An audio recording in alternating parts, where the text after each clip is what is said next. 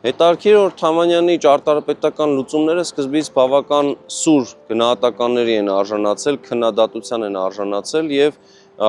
դեմ են եղել շատերը, այդ թվում ճարտարապետներ, տարբեր ոլորտների մշակույթի տարբեր ոլորտների գործիչներ, այն լուծումների նկատմամբ, որ Թամանյանն էր որդեգրում, բայց հետագայում, երբ որ ամբողջացավ նրա նախագծած այն երևանյան փաստորեն կոլորիտը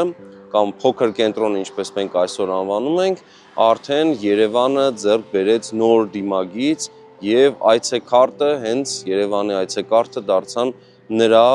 նախագծած շինությունները եւ նրա հատակագծով հայտնի երևանյան կոնցեպտը։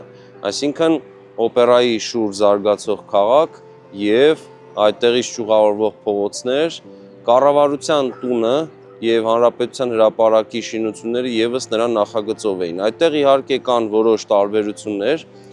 որդին է հետագայում շարունակել աշխատանքը, բայց տարբերություններից մեկն է օրինակ պատմության թանգարանի եւ պատկերասրահի շենքը կամ ինչպես այն ժամանակ կերպարվեստի թանգարան էր կոչվում,